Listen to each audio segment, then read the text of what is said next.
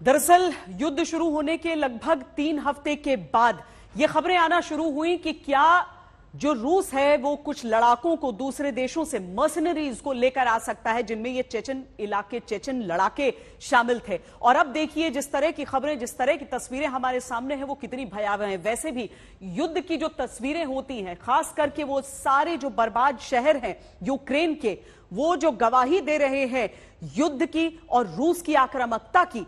हालांकि अब जिस तरीके से स्थिति बदली है उसमें ऐसा लग रहा है कि रूस और यूक्रेन के बीच क्या कोई रास्ता निकल सकता है, क्या कोई शांति वार्ता हो सकती है। रूस और यूक्रेन का युद्ध जब शुरू हुआ तब भारत ने जो नीति अपनाई थी वो तटस्थ नीति थी। शुरुआत में लगा कि भारत, और कई लोगों का यह मानना था कि क्या भारत कोई गलती कर रहा है। पश्चिमी देशों ने भारत की आलोचना की थी, लेकिन हिंदुस्तान टिका रहा। इसका नतीजा क्या हुआ कि आज जंग से जुड़े दोनों पक्ष भारत को अपने पाले में खींचने के लिए मुकाबला कर रहे हैं। भारत में जिस तरह से एक के बाद एक विदेशी मेहमान आ रहे हैं, अपने आप में काफी कुछ ये कहता है। रूस के विदेश मंत्री ने आज प्रधानमंत्री नरेंद्र मोदी से मुलाकात की है। चीन के विदेश मंत्री भारत से रिश्ते सुधारने के लिए नई दिल्ली आ चुके हैं। अमेरिकी खेमे को भी अगर हम देखें तो अमेरिका के जो डिप्टी एनएसए हैं, वो ब्रिटेन की विदेश मंत्री कल भारत में थे। ऑस्ट्रेलिया के पीएम नरेंद्र मोदी के साथ वर्चुअल समिट कर चुके हैं। नेटो के सदस्य ऑस्ट्रिया, नेटो देशों के विदेश मंत्री भी दिल्ली आए थे। जापान के प्रधानमंत्री ने दिल्ली आकर नरेंद्र मोदी से मुलाकात की। दक्षिण कोरिया के पीएम भी प्रधानमंत्री नरेंद्र मोदी से मुलाकात कर चुके हैं। भारत दुनिया में क्या इकलौता देश बन गया है जिससे रूस भी बात कर रहा है और अमेरिका भी और जापान भी और चीन भी कट्टर दुश्मन भारत को साधने में जुटे हुए हैं, जिससे सवाल खड़ा होता है कि क्या भारत में इस महायुद्ध को टालने का फॉर्मूला तो नहीं बन रहा है।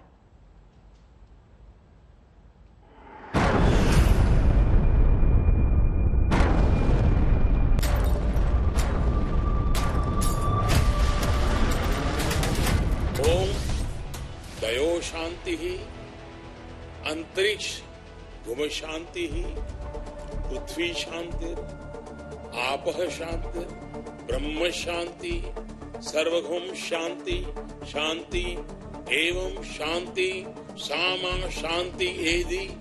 ओम शांति शांति शांति। क्या रूस और यूक्रेन के बीच भारत शांति दूत बनेगा?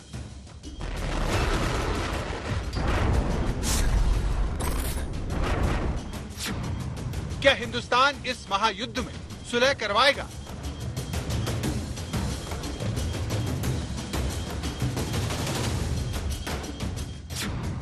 क्या भारत में बन रहा है युद्ध खत्म करने का फॉर्मूला? 27 सितंबर 2019 संयुक्त राष्ट्र में प्रधानमंत्री का भाषण, जिसमें उन्होंने दुनिया को भारत का असली अर्थ समझाया। हम उस देश के वासी हैं जिसने दुनिया को युद्ध नहीं, बुद्ध दिए हैं, शांति का संदेश दिया है। दुनिया को शांति का संदेश देने वाले युद्ध की जगह बुद्ध देने वाले भारत की तरफ आज सारी दुनिया देख रही है। इसीलिए रूस और अमेरिका जैसे कट्टर देश भारत में शांति का रास्ता खोजने के लिए इकट्ठा हो रहे हैं। भारत कैसे दुनिया के लिए उम्मीद बन गया है, उसकी पूरी डिटेल आपको दें, उससे पहले रूस चलिए, जहां के हालात दुनिया को परमाणु युद्ध की तरफ ले जा रहे हैं। रूस के धधकते इस ऑयल डिपो को देखिए, जिस पर यूक्रेन की सेना के Mi-24 हेलीकॉप्टर की एयर स्ट्राइक इस युद्ध की दशा और दिशा बदलने वाली साबित हो सकती है। सारी दुनिया जहां रूस और यूक्रेन के बीच शांति वार्ता से उम्मीद लगाए बैठी थी, उसके लिए तस्वीरें बहुत डरावनी लग रही हैं, क्योंकि वो जानते हैं कि रूस में यूक्रेन का ये हमला परमाणु युद्ध के खतरे को और भी ज्यादा गहरा कर सकता है। करीब 70 साल बाद यानी दूसरे विश्व युद्ध के बाद दुनिया के किसी मुल्क ने रूस की धरती पर एयर स्ट्राइक करने की हिम्मत की है, जिसके नतीजे बहुत भयानक हो सकते हैं। जिस तरह से यूक्रेन के दो हेलीकॉप्टरों ने रूस की सीमा के अंदर बेलगोरोड शहर में ऑयल डिपो पर रॉकेट बरसाए, उसने परमाणु युद्ध के जोखिम को अचानक बढ़ा दिया है। जेलेंस्की की एयर स्ट्राइक पुतिन को सीधी चुनौती है, वही चुनौती जिसका जवाब अब पुतिन को देना है। रूस से आ रही खबरों में यही दावे किए जा रहे हैं कि किसी भी वक्त Putin full and final order दे सकते हैं। यानी यूक्रेन पर परमाणु बम गिराने का ऑर्डर कभी भी सामने आ सकता है।